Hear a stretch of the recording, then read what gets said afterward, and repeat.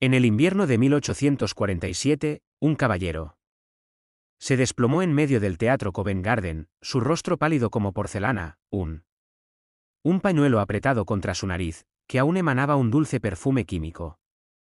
El público asumió que tenía.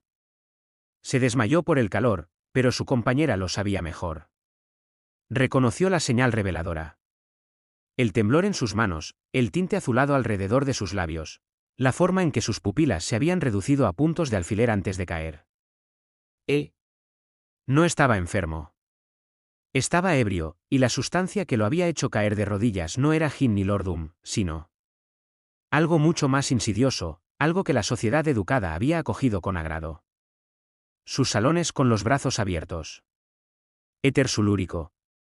Lo que estás a punto de escuchar no es una historia de vicio de callejón o desesperación de la clase trabajadora. Esta es la historia de cómo uno de los más grandes médicos. Los descubrimientos se convirtieron en el veneno más elegante de la alta sociedad. Es una historia de dibujo. Habitaciones llenas de vapores invisibles. De damas que inhalaron el olvido de pañuelos con encaje. De médicos que prescribían alivio y creaban adictos. De una epidemia tan refinada que sus víctimas murieron en la seda y la negación. Esta es la historia del éter, la droga, que transformó el Londres victoriano en una ciudad que respiraba lentamente su propia destrucción. Antes de entender cómo el éter se convirtió en una crisis, primero debemos entender cómo se convirtió en un milagro. A principios de la década de 1840, la cirugía era una pesadilla de la que los pacientes a menudo nunca despertaban. No porque la operación fallara, sino por la agonía de ser cortados mientras estaban completamente conscientes. Los mataron por shock. Los cirujanos trabajaron a una velocidad inhumana, cortando, atravesando hueso y carne mientras los asistentes sujetaban a los pacientes que gritaban. El cirujano más rápido era considerado el mejor. Porque la velocidad significaba menos sufrimiento, menos pérdida de sangre, menos posibilidades de morir de puro terror y dolor. Entonces llegó el éter. El 16 de octubre de 1846, en el anfiteatro quirúrgico del Hospital General de Massachusetts. En el hospital, el dentista William Morton demostró que un paciente podía quedar completamente insensible al dolor mediante la inhalación de vapor de éter sulfúrico. El paciente, un joven llamado Gilbert Abbott, permaneció inmóvil y en silencio mientras el cirujano John Collins Warren le extraía un tumor en el cuello. Cuando Abbott despertó, dijo no sentir nada. Warren se volvió hacia los médicos reunidos y pronunció palabras que resonarían en la historia de la medicina. Señores, esto no es una farsa. La era de la anestesia había comenzado. La noticia de este milagro se extendió a través del Atlántico con una velocidad asombrosa. Para diciembre de 1846, el cirujano británico Robert Long había realizado la primera operación bajo anestesia con éter en Londres, amputando una pierna en el hospital universitario mientras el paciente dormía plácidamente. La comunidad médica estallaron en celebración. Las revistas publicaron relatos emocionantes de cirugías sin dolor. Los médicos que habían los que dedicaron sus carreras a desarrollar técnicas para trabajar más rápido ahora podían trabajar con precisión, tomándose tiempo para examinar, para reparar, para salvar vidas que se habrían perdido por la prisa y el shock. Éter, aclamado como uno de los mayores triunfos de la humanidad sobre el sufrimiento. Pero el éter tenía propiedades que lo hacían peligroso más allá de el quirófano. A diferencia del cloroformo, que pronto se convertiría en el anestésico quirúrgico preferido, el éter es notablemente fácil de producir y no requiere equipo especial para su uso. Unas gotas en un pañuelo, unas cuantas respiraciones profundas y, en cuestión de segundos, el inhalador. Sentir una oleada de euforia, una sensación de flotar, un profundo desapego de ansiedad y dolor. Los efectos duraron solo unos minutos, pero fueron poderosos. Y, lo más importante, no dejaron rastro. No había ninguna botella que esconder, ni marcas de agujas. No hay olor revelador de alcohol en el aliento, solo un vapor dulce y fugaz y un breve escape del peso aplastante del decoro victoriano. Comenzó, como muchas adicciones lo hacen, con legitimidad médica. Los médicos recetaron éter. Inhalación para una variedad vertiginosa de dolencias. Trastornos nerviosos, melancolía, histeria, neuralgia, incluso mareos e insomnio. Los químicos vendían pequeñas botellas de éter como aromático. Alivio o tónico nervioso, a menudo con instrucciones explícitas para uso doméstico. A las mujeres que sufrían un diagnóstico vago pero amplio de problemas femeninos se les dijo que inhalaran éter para calmar sus nervios. Los caballeros que experimentaban el estrés del trabajo eran. Se aconsejó tomar algunas respiraciones antes de reuniones importantes. Lo que nadie reconoció fue que el éter es médico. Su valor como inhalante fuera de la cirugía era insignificante. Si bien su potencial para el abuso era extraordinario. La droga se movía en la sociedad londinense como un rumor secreto, transmitido de una víctima a otra en el lenguaje codificado de la discreción victoriana. Una dama podría. Le mencionó a su amiga que había encontrado tal alivio con una preparación particular, y la amiga le respondió. Entender. Pronto ambos comprarían botellas del mismo farmacéutico servicial, que no preguntó nada. Pregunta si no guardaba registros.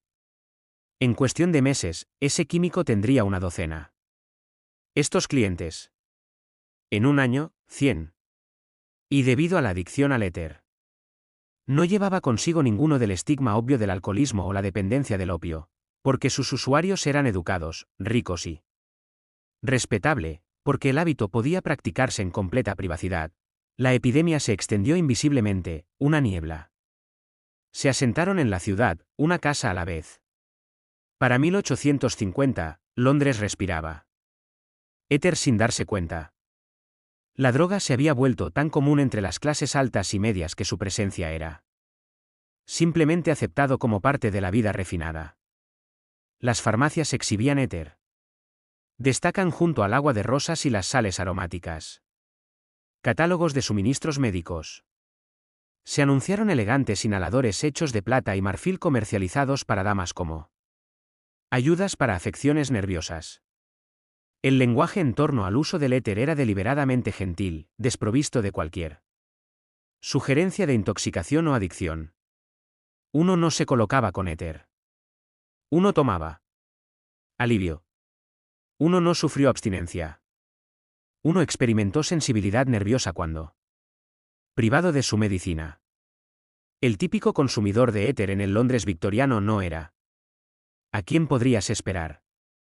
Si bien el abuso del éter entre la clase trabajadora ciertamente existió, particularmente en Irlanda, donde el éter, la bebida se había convertido en un sustituto del alcohol con fuertes impuestos, la epidemia de Londres se concentraba entre quienes podían permitirse tanto la droga como la privacidad para consumirla. Damas de la alta sociedad, políticos. Los propios médicos, artistas, intelectuales. Cualquier persona cuya vida implicara un estrés significativo combinado. Con suficientes medios y discreción. Eran personas que nunca habrían probado la ginebra ni visitado un fumadero de opio, pero, sufrimiento, migraña, insomnio, ansiedad, pena. Un médico sugeriría la inhalación de éter, tal vez. Demostrando la técnica en su consultorio. El paciente experimentaba un alivio inmediato, una feliz ausencia de dolor, una cálida sensación de bienestar. Naturalmente, continuarían. Tratamiento en casa. Pero los efectos del éter son breves, durando quizás entre 15 y 20 minutos. Y el alivio que proporciona es elutorio, sin tratar ninguna enfermedad subyacente. Condición. Entonces el paciente inhalaba una y otra vez y pronto el patrón pasaría del uso terapéutico ocasional a la automedicación regular y luego a la necesidad compulsiva. ¿Qué hizo que el éter? Particularmente insidiosa fue la velocidad con la que se desarrolló la tolerancia. Un usuario, quien inicialmente encontraba alivio con unas cuantas respiraciones, pronto necesitaría un pañuelo lleno, empapado en éter para lograrlo. El mismo efecto. Luego, 2 pañuelos. Luego, inhalación directa del frasco. Algunos usuarios consumían varias onzas por día y toda su existencia giraba en torno a la adquisición y el consumo. La droga Los químicos se enriquecieron gracias a los clientes habituales que compraban éter. La pinta, alegando que era para diversos fines domésticos, una ficción transparente que todos educadamente mantenido. Los efectos físicos del uso crónico de éter eran imposibles de ocultar a quienes sabían qué buscar. Los usuarios habituales desarrollaron una apariencia característica. Una piel naturalmente pálida con una calidad ligeramente cerosa. Ojeras bajo los ojos que ningún polvo podía disimular, un temblor persistente en las manos y aliento que llevaba el distintivo olor dulce, casi afrutado, del éter, incluso horas después de su uso. Su comportamiento se volvió errático, marcado por cambios de humor impredecibles. Un momento eufórico y volátiles, los siguientes irritables y retraídos. Se volvieron descuidados con su apariencia, con sus relaciones sociales. Obligaciones, sobre todo excepto asegurar su próxima dosis. Los sirvientes estaban. A menudo eran los primeros en darse cuenta de lo que les estaba sucediendo a sus empleadores. Encontrarían botellas escondidas en los armarios y tocadores, contar el número de pañuelos que fueron a la lavandería destrozando los químicos, observar su la amante o el amo desaparecen en habitaciones privadas varias veces al día y emergiendo con ojos vidriosos e inestables. Pero las jerarquías domésticas victorianas impedía a los sirvientes hablar abiertamente sobre el comportamiento de su patrón. Podían susurrar entre ellos, compartir miradas cómplices cuando el amo tropezaba en las escaleras, o la ama arrastraba las palabras durante la cena, pero hablar directamente significaría el despido sin referencia. Las consecuencias sociales de las adicciones al éter solían ser catastróficas. Sin embargo, se desarrollaban con la suficiente lentitud como para que los usuarios no pudieran convencerse de nada. Estaba totalmente equivocado. Un caballero podría empezar a faltar a citas de negocios, atribuyéndolo a una enfermedad en lugar de reconociendo que había estado demasiado ebrio para salir de sus aposentos. Una dama podría retirarse de la sociedad, alegando agotamiento nervioso tras pasar días en una neblina de vapores de éter. Los matrimonios se deterioraron cuando uno de los cónyuges se refugió en un escape químico mientras que el otro. Otros observaban impotentes, incapaces de hablar abiertamente sobre el problema sin traer escándalo a la familia. Los niños crecieron en hogares donde uno de los padres estaba físicamente presente pero mentalmente ausente, flotando a través de la vida. En una niebla dulcemente perfumada. Sin embargo, la sociedad londinense, a pesar de todos sus estrictos códigos morales sobre el alcohol y otros vicios, se mantuvo notablemente tolerante con el uso del éter. La tolerancia surgió en parte de la ignorancia. Mucha gente realmente no entendía que el éter era adictivo y en parte de la legitimidad médica del medicamento. Si un médico lo recetó, ¿cómo podría estar mal? Si los farmacéuticos lo vendieron abiertamente, ¿cómo podría ser peligroso? Y así la epidemia continuó propagándose, invisible y no discutido. Un delirio colectivo que no se haría añicos hasta que los cuerpos comenzaron a acumularse en cantidades que ya no podían ignorarse. La primera muerte documentada, directamente atribuido al uso recreativo del éter en Londres, ocurrido en enero de 1851. Aunque ciertamente no fue la primera muerte de este tipo. Una mujer de 28 años, llamada Hannah Price, fue encontrada muerta en sus apartamentos en Bloomsbury, un pañuelo empapada en éter, aún aferrada en su mano, una botella volcada en el suelo a su lado. La investigación reveló que había estado comprando éter en una farmacia local durante más de 2 años, aparentemente para problemas nerviosos. La casera testificó que la señorita Price se había vuelto cada vez más solitaria en los últimos tiempos. Meses, rara vez salía de sus habitaciones y a menudo parecía confundida o inestable cuando salía. El forense dictaminó la muerte accidental, causada por asfixia durante el uso terapéutico de éter, una frase delicada que oscurecía la realidad. Hannah Price se había asfixiado ella misma mientras buscaba el olvido. Su muerte podría haber servido como advertencia, pero las circunstancias se presentaron de tal manera que sugiera un accidente desafortunado en lugar de lo predecible. Resultado de una conducta peligrosa. Los periódicos que informaron sobre la investigación destacaron el nerviosismo de la señorita Price. Condición y la prescripción del médico, enmarcando la tragedia como un accidente médico, en lugar de una muerte relacionada con la adicción. Nadie cuestionó por qué una dosis terapéutica había necesitado una cantidad tan grande de éter. Nadie le preguntó por qué su médico nunca le había hecho seguimiento a su condición. Nadie sugirió que tal vez vendiera intoxicantes potentes sin receta. Sin supervisión podría ser problemático. La lección que debería haberse aprendido fue, en cambio, cuidadosamente enterrado bajo capas de eufemismo victoriano y respetabilidad de clase media.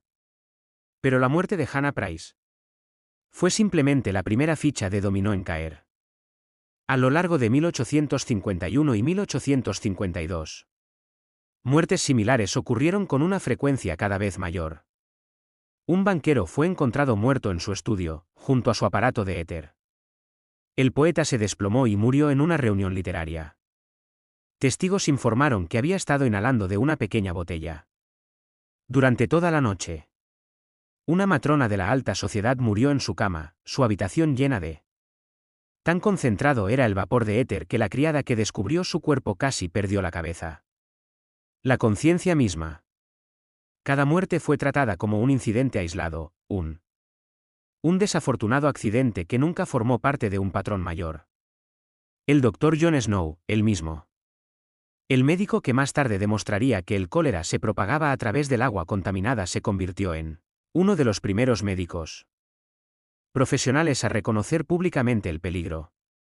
En una conferencia de 1853 a la Sociedad Médica y Quirúrgica Real, Snow advirtió que el uso de éter fuera de los entornos médicos controlados estaban creando lo que él llamaba una clase de ebrios, tan lastimoso como cualquier consumidor de opio o borracho.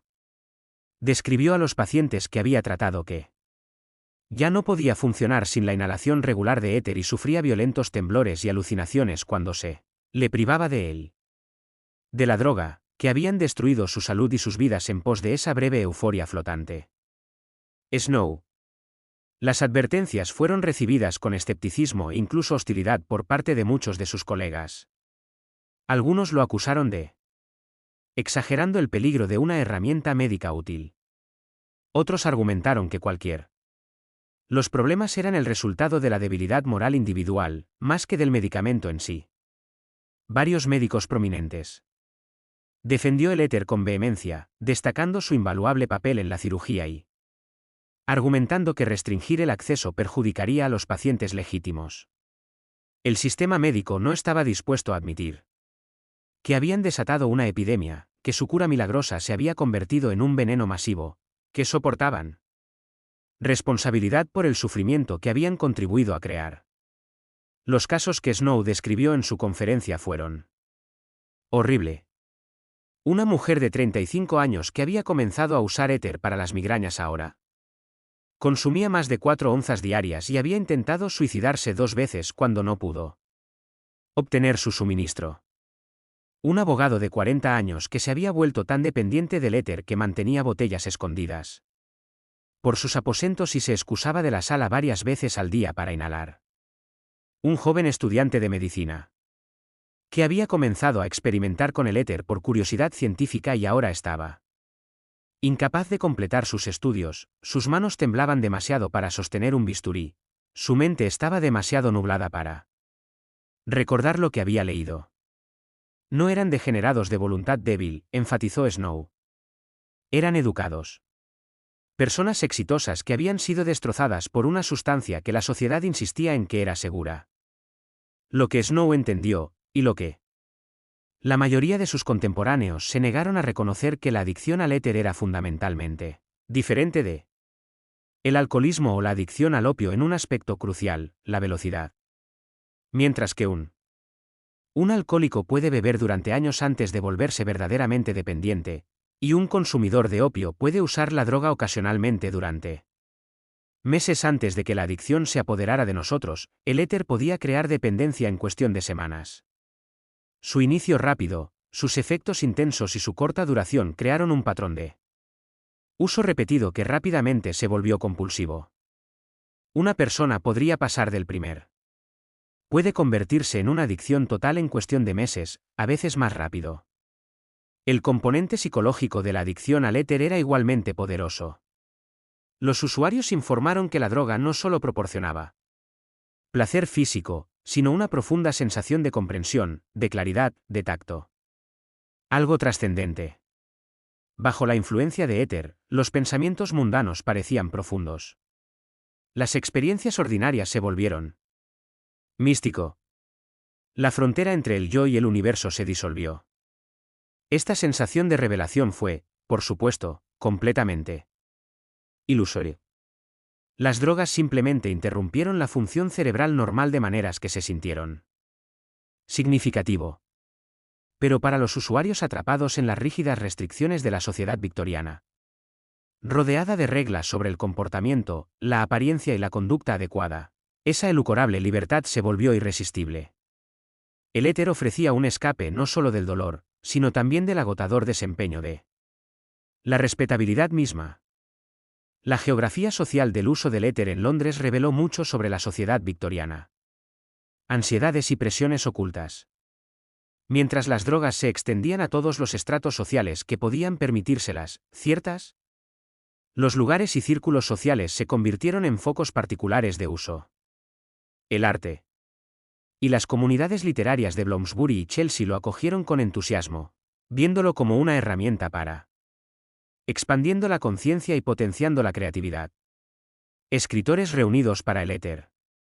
Salones donde inhalaban la droga juntos y compartían sus percepciones intoxicadas, convencidos de que estaban presionando los límites de la experiencia humana. Lo que realmente produjeron durante estas sesiones fue generalmente un galimatías, pero el recuerdo de la profunda sensación fue lo suficientemente poderoso como para que volvieran. El distrito teatral alrededor de Covent Garden y Drury Lane se convirtieron en otro centro de la cultura del éter. Actores y las actrices lo usaban para calmar los nervios antes de las actuaciones, y luego descubrieron que lo necesitaban para superarlas. Luego descubrieron que lo necesitaban simplemente para afrontar el día. El agotador horario del teatro victoriano con múltiples. Las actuaciones diarias y los ensayos constantes crearon un ambiente donde los estimulantes y sedantes se usaban ampliamente y el éter encajaba perfectamente en este culture. Los directores de escena y los directores de escena a menudo ignoraban los signos evidentes de intoxicación, prefiriendo un ambiente apagado. Intérprete a ningún intérprete en absoluto. Algunos teatros se ganaron la reputación de ser lugares donde se podía obtener éter fácilmente, atrayendo tanto a artistas como a clientes que buscaban la droga. El comercio legal y los estamentos políticos no eran inmunes. Los tribunales y las cámaras del Parlamento albergaban su cuota de usuarios de éter, aunque la cultura de la discreción era aún más intensa en estos entornos. Un abogado que cualquiera que compareciera ante el tribunal oliendo a gin sería censurado, pero uno que se excusara regularmente a sus aposentos si regresaba un poco inestable podría explicarlo como enfermedad o fatiga. Miembros de el Parlamento desarrolló el hábito de guardar éter en los cajones de sus escritorios, inhalando rápidamente antes de una reunión, debate o durante una sesión particularmente tediosa. El estrés de la vida política, combinado con el fácil acceso a suministros médicos y la privacidad de las cámaras oficiales, creó las condiciones ideales para la adicción floreció sin ser detectada. Quizás lo más trágico fue que la propia profesión médica sufrió desproporcionadamente por la adicción al éter. Los médicos y cirujanos que trabajaban con éter profesionalmente estaban expuestos a su efectos y tenían acceso constante a suministros puros. Los estudiantes de medicina experimentaron con las drogas como parte de su educación y a veces no podían parar. Algunos. Los médicos comenzaron a usar éter para lidiar con el estrés de la práctica, las largas horas, la confrontación constante con el sufrimiento y la muerte, el peso de la responsabilidad. Racionalizaron su usar a través del lenguaje médico, convenciéndose de que estaban realizando una investigación o tratando sus propias afecciones. Pero sus pacientes se dieron cuenta cuando las consultas se hicieron más cortas y menos coherentes, cuando el diagnóstico se volvió descuidadas, cuando las manos de su médico temblaban durante los exámenes. Las mujeres llevaban una carga particular en la epidemia del éter, tanto para los usuarios como para los miembros de la familia. Tratando de controlar a maridos y hermanos adictos. La teoría médica victoriana sostenía que las mujeres eran inherentemente más nerviosas y emocionales que los hombres, lo que las hacía más susceptibles a los trastornos nerviosos y, por lo tanto, necesitaban más remedios como el éter. Esta creencia, combinada con las vidas restringidas que llevaban muchas mujeres, creó una tormenta perfecta. Una mujer de clase media o alta que estaba aburrida, frustrada o que realmente sufría de los efectos del corsé ajustado, la actividad física limitada y el aislamiento social. Podría fácilmente recurrir al éter para aliviarse. Y una vez adicta, se enfrentó a enormes barreras para buscar ayuda, ya que admitir la adicción avergonzaría a toda su familia. La economía del éter. La adicción era considerable. Un consumidor habitual podía gastar varias libras a la semana en éter. Una suma significativa en una época en la que un artesano cualificado podía ganar menos de 2 libras a la semana.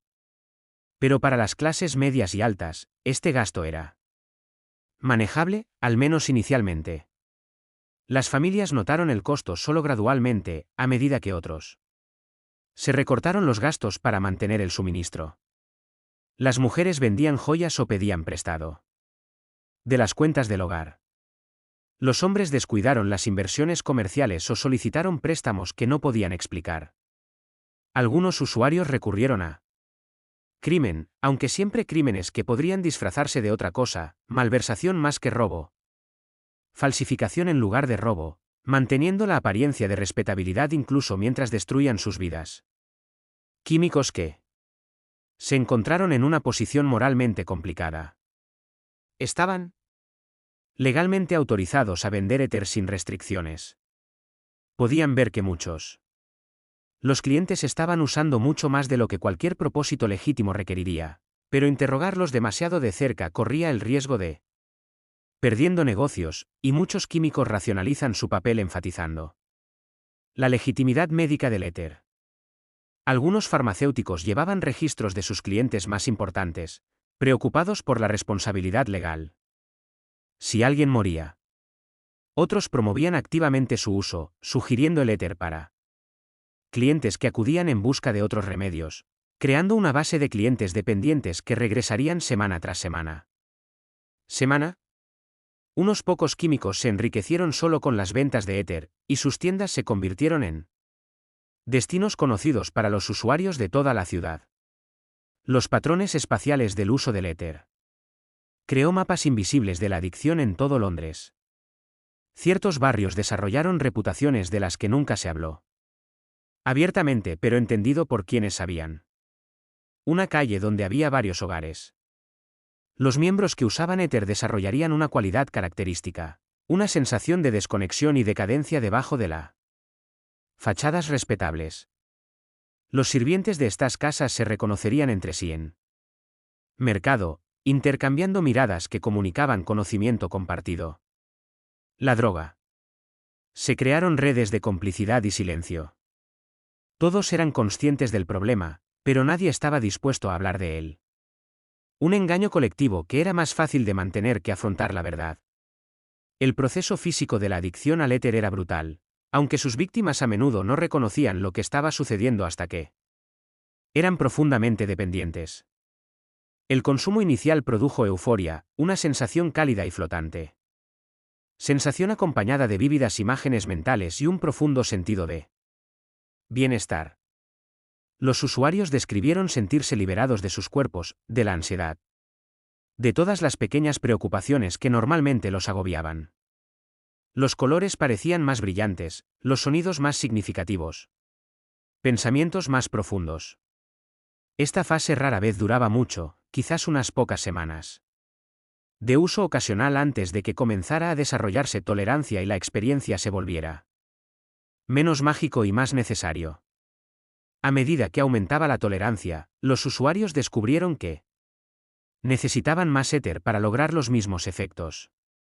Comenzaron a inhalar con más frecuencia, manteniendo las botellas ocultas en múltiples ubicaciones para garantizar que nunca se quedaran sin acceso. El dulce aroma. Se incrustaron permanentemente en su ropa, su cabello, su aliento.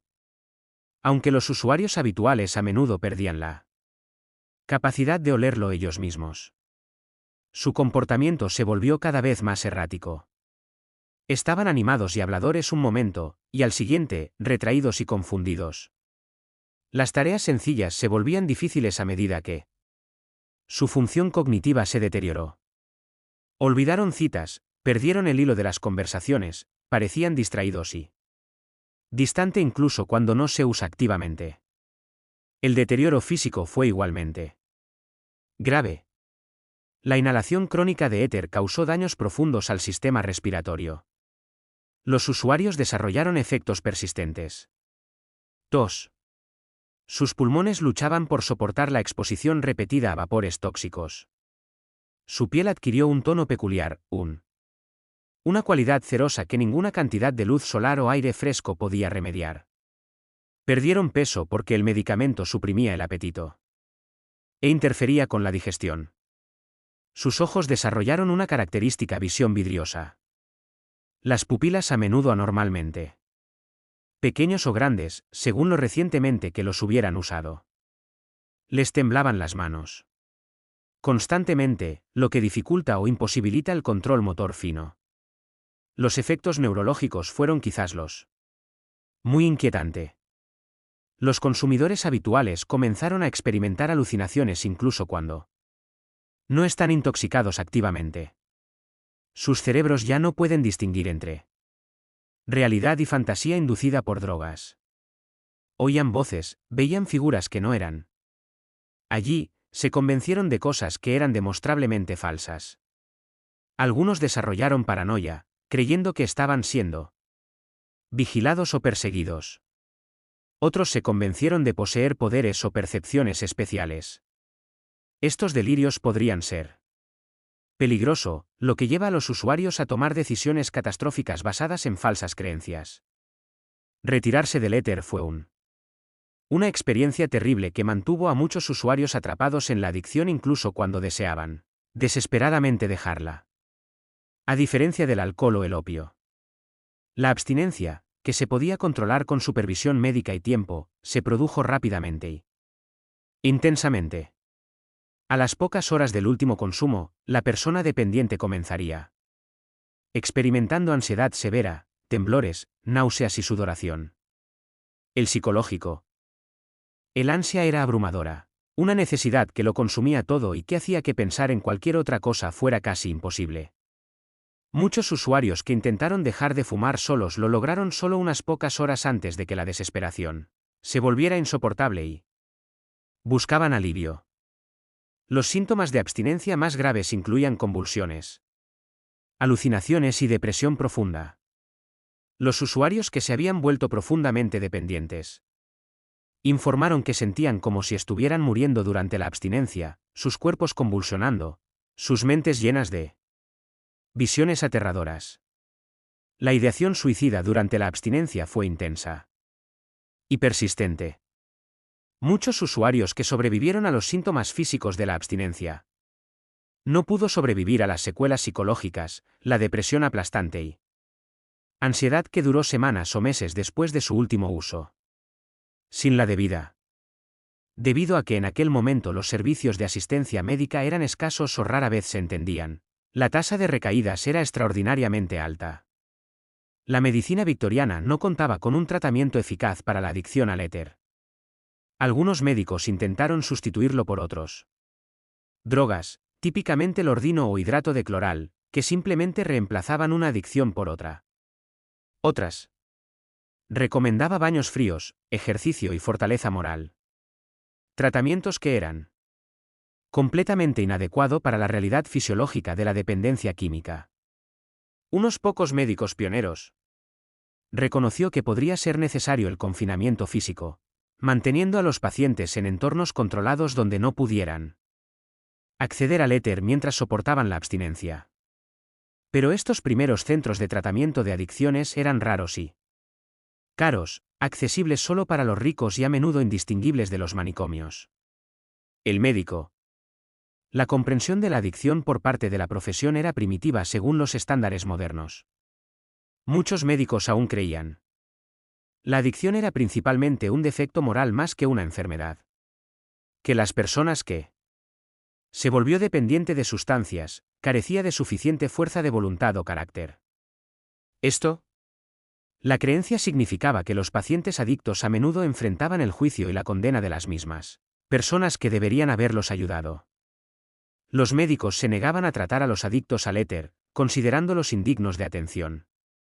Esto hizo que los usuarios fueran aún más reacios a buscar ayuda incluso cuando reconocían que la necesitaban. El ciclo de uso. El deterioro, la vergüenza y el uso continuo se volvieron casi imposibles de romper. Sin intervención externa. Casos específicos de la época ilustran la tragedia humana detrás de la epidemia. Consideremos el caso de Elizabeth Siddal, la artista y modelo que sirvió de musa a la hermandad prelífera. Si bien la adicción de Siddal al Ordum es bien conocida, documentado, estudios recientes sugieren que también usó éter regularmente, particularmente en los últimos años de su vida. Sus amigos la describieron como a menudo distante y soñadora, su habla a veces arrastraba las palabras, su comportamiento era errático. Se excusaba de las reuniones y regresar notablemente alterado. Su esposo, Dante Gabriel Rossetti, fue demasiado absorto en su propio consumo de sustancias y sus enredos románticos como para reconocer o abordarlo. ¿Qué estaba sucediendo? ¿Cuándo? Siddal murió en 1862 por una sobredosis de Ordum. Las botellas de éter encontradas en su habitación fueron anotados, pero no discutidos en la investigación oficial. Otro caso documentado involucró a un respetado cirujano llamado el Dr. Marcus Webb, quien fue uno de los primeros en Londres en usar éter para anestesia quirúrgica. Webb quedó fascinado con los efectos de la droga y comenzó a experimentar consigo mismo, documentando cuidadosamente sus experiencias en un diario que luego fue destruido por su familia. Sus colegas notaron el declive de Webb a lo largo de varios años. Sus manos. Desarrolló un temblor que hizo peligrosa la cirugía. Su juicio se volvió cuestionable. Su apariencia se deterioró. Finalmente fue destituido de su puesto en St. Thomas' Hospital después de que un paciente muriera durante una operación de rutina que Webb gravemente mal manejado. Webb pasó sus últimos años en la oscuridad, continuando con el uso del éter diariamente hasta su muerte en 1857 a la edad de 43 años. El caso de Lord Charles Ashwood. Aunque su verdadero nombre ha quedado oscurecido por los esfuerzos posteriores de su familia por proteger su reputación, demuestra cómo la adicción al éter podía destruir incluso las vidas más privilegiadas. Ashwood era un figura política en ascenso a principios de la década de 1850, de quien se esperaba ampliamente que alcanzara altos cargos. ¿Oficina? Comenzó a usar éter para lidiar con la ansiedad de hablar en público y rápidamente se volvió dependiente. Sus colegas parlamentarios observaron consternados cómo él cedía cada vez más. Discursos incoherentes, se perdieron votaciones cruciales y se comportaron de manera errática en debate. Se extendieron rumores sobre su condición, aunque la palabra adicción nunca se usó públicamente. Ashwood se retiró de la vida política en 1854, alegando mala salud. Pasó sus años restantes en aislamiento rural, su potencial insatisfecho, su reputación en ruinas. Entre las mujeres, el caso de Sarah Pennington es particularmente conmovedora. Pennington era institutriz en una familia adinerada, educada y competente, pero atrapada por su posición social en una vida de subordinación ilimitada. Perspectivas, comenzó a usar éter para los dolores de cabeza y rápidamente descubrió que le proporcionaba. También sintió alivio de su infelicidad general. Sus empleadores notaron su creciente desapego y finalmente descubrió sus botellas de éter. En lugar de ayudarla. Evidencia de su dependencia. A Morrison le retiraron sus credenciales médicas en 1853, ella impugnó la decisión, argumentando que los médicos varones con problemas similares fueron tratados con mayor indulgencia, lo cual sin duda era cierto, pero no salvó su carrera. Emigró a Estados Unidos y desaparecido de los registros históricos. El trágico caso de la familia Whitmore muestra cómo la adicción al éter podría ser devastadora. Hogares enteros. Thomas Whitmore, un exitoso abogado, presentó su esposa Eleanor al éter por sus problemas nerviosos. Ambos se volvieron adictos. Sus 3 niños crecieron en un hogar donde ambos padres a menudo estaban intoxicados o buscando su próxima dosis. Los 2 mayores. Los niños se fueron tan pronto como pudieron, quedando prácticamente huérfanos para escapar de la disfunción. El más pequeño, un niño llamado Philip, comenzó a usar éter a los 14 años, habiendo crecido rodeado de él. La sociedad familiar. Su situación se desplomó cuando el bufete de Thomas fracasó y las deudas aumentaron. Eleanor falleció en 1854 por otras causas. Thomas y Philip sobrevivieron, pero se distanciaron y empobrecieron. La fortuna familiar se disipó, el apellido deshonrado. Estas historias individuales, reunidas a partir de registros judiciales, revistas médicas, informes de periódicos y los documentos privados representan solo una fracción del costo humano de Londres. Epidemia de éter. Por cada caso documentado, había docenas más que no dejaban rastro histórico. Personas que sufrieron y murieron en silencio, sus adicciones ocultas, sus historias borradas por la familia. Vergüenza y estigma social. La verdadera magnitud de la epidemia quizá nunca se conozca, pero su impacto en la sociedad victoriana fue profundo y duradero, una sombra que cayó a lo largo de miles de vidas y cientos de familias. A mediados de la década de 1850, la realidad de la adicción al éter ya no podía ignorarse ni explicarse como tal. Incidentes aislados de desgracia médica. Demasiadas personas sufrían visiblemente. Demasiadas familias habían sido destruido. Se habían acumulado demasiados cuerpos. El sistema médico comenzó a cambiar su posición lentamente y a regañadientes, reconociendo que quizás el medicamento milagroso tenía un lado oscuro después de todo. Revistas médicas que alguna vez. Los relatos entusiastas publicados sobre los beneficios del éter ahora incluían advertencias sobre sus peligros. The Lancet, la revista británica. La publicación médica más prestigiosa, dedicó un número entero en 1854 a la problema del abuso del éter, con artículos de médicos destacados que documentan los efectos adictivos de la droga.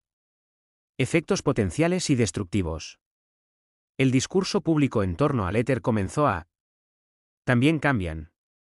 Los periódicos que una vez elogiaron la droga como un triunfo de la medicina moderna. La ciencia ahora publicaba cuentos con moralejas sobre sus víctimas. El Times publicó una serie de artículos de 1855 titulada La amenaza del éter, que describe la epidemia. Se extendió por la sociedad londinense y exigió medidas regulatorias. Otros. Las publicaciones siguieron el mismo ejemplo, aunque la cobertura siguió siendo notablemente amable. Evitando el sensacionalismo y manteniendo la ficción de que la adicción al éter afectaba solo a un pequeño número de personas. Individuos desafortunados en lugar de reconocer la naturaleza generalizada del problema. Líderes religiosos. Particularmente entre los movimientos evangélicos y de templanza, se aferraron a éter. La adicción como evidencia de la decadencia moral en la sociedad moderna. Los sermones condenaron el uso del éter como indulgencia pecaminosa disfrazada de necesidad médica, argumentando que quienes recurrían a los productos químicos para consuelo en lugar de buscar consuelo en la fe estaban cortejando la condenación. Este marco moral fue contraproducente en términos de ayudar realmente a los adictos, pero ayudó a cambiar. La opinión pública se inclina a considerar el uso del éter como un problema social que requiere acción, más que un asunto médico privado ajeno al interés público. La cuestión de la regulación se volvió cada vez más urgente. Algunos reformistas pidieron que el éter se clasificara como veneno, lo que requería Los mismos controles que el arsénico o el compuesto 9 se venden solo con receta médica y se registran en un registro. Las asociaciones de químicos se resistieron a tales medidas argumentando que perjudicarían los negocios legítimos y eran innecesarias. Si los químicos simplemente ejercieran el criterio adecuado. La profesión médica estaba dividida. Algunos médicos apoyaban controles estrictos, mientras que otros temían que la regulación interferiría con el uso médico legítimo y establecería un precedente peligroso para la supervisión gubernamental de la medicina.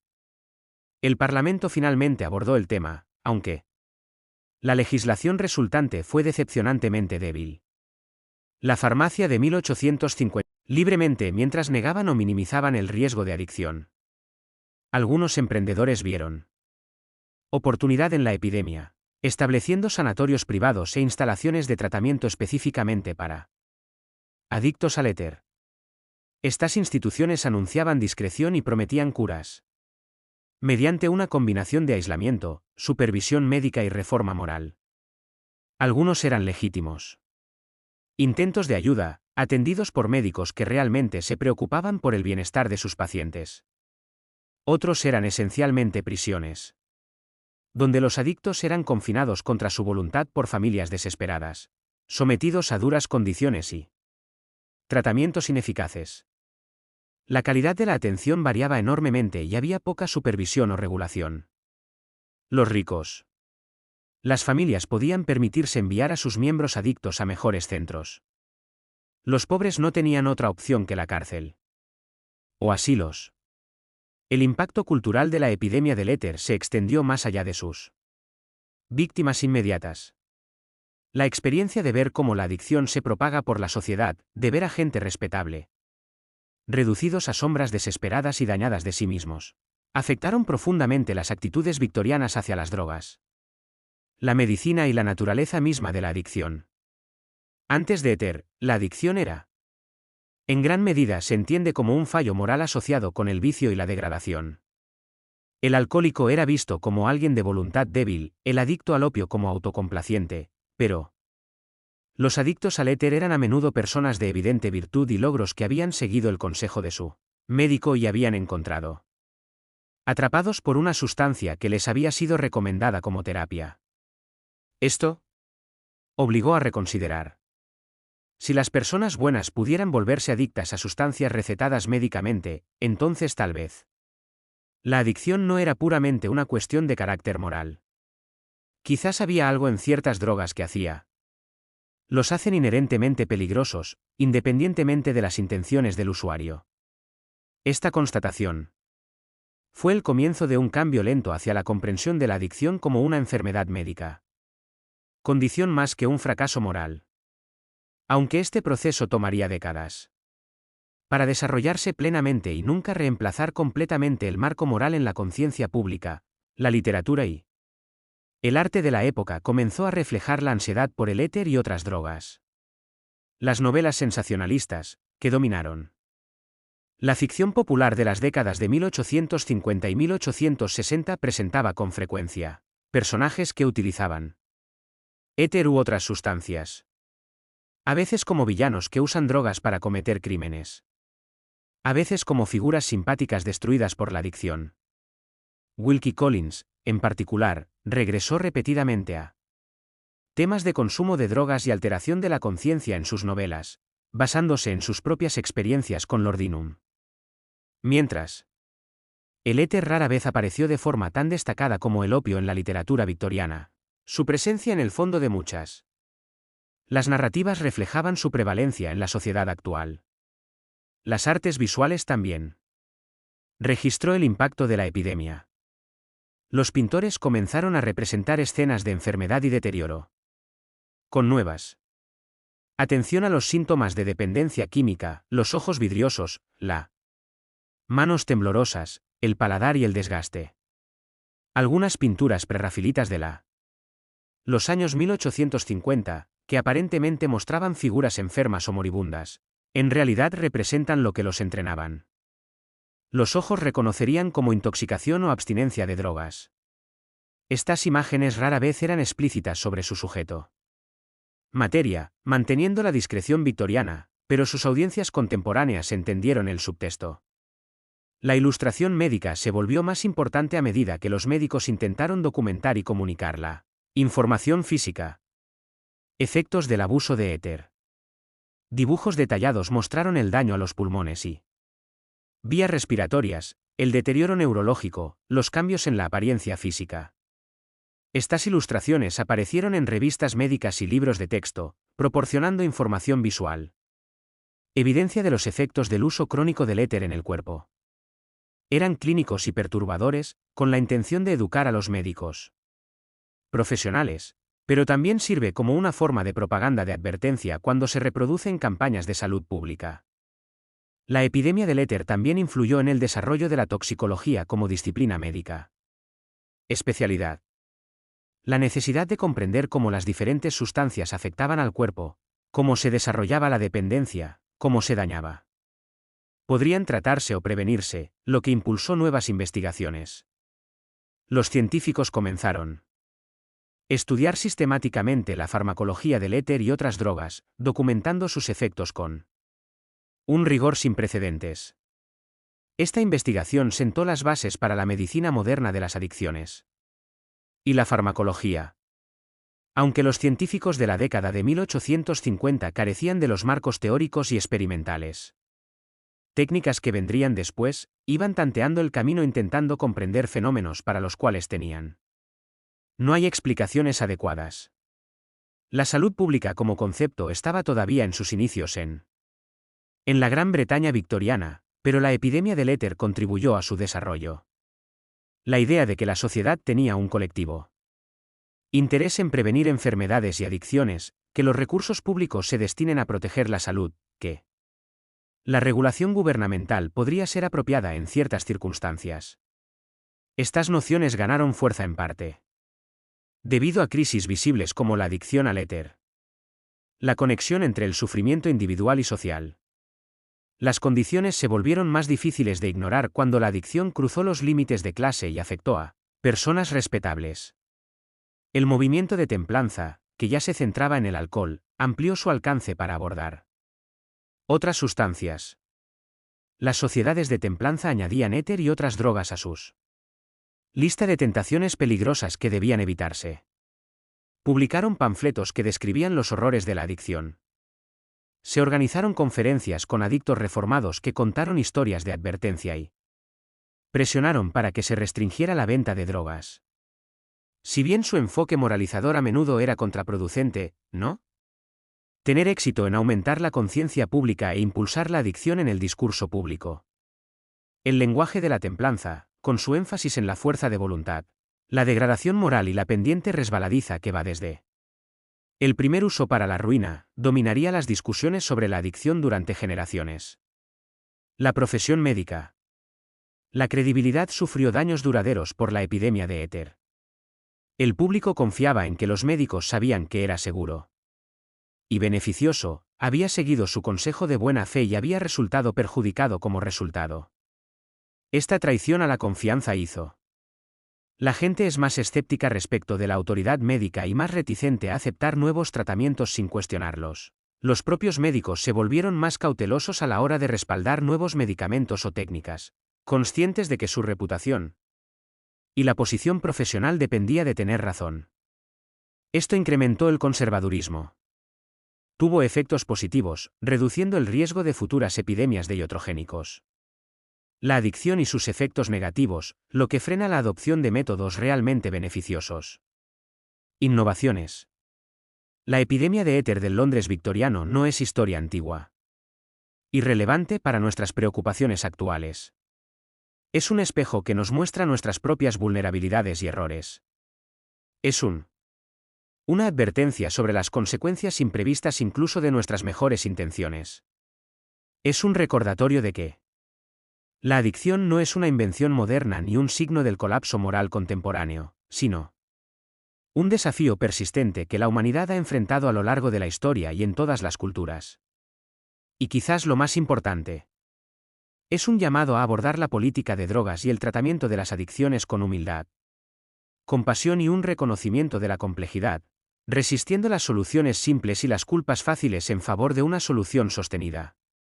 Compromiso de reducir el sufrimiento donde quiera que lo encontremos. El dulce aroma del éter ya no flota en Londres. Calles, pero otras drogas han tomado su lugar, cada una con sus propios patrones de promesa y destrucción. El específico. Las sustancias cambian, pero las susceptibilidades humanas permanecen constantes. Nuestra deseo de escapar del dolor, nuestra vulnerabilidad a la dependencia, nuestra tendencia a abrazar soluciones sin comprender plenamente sus costos. Hasta que abordemos estos patrones más profundos, en lugar de centrarnos. Si nos basamos únicamente en medicamentos o comportamientos individuales, seguiremos viendo epidemias de la adicción.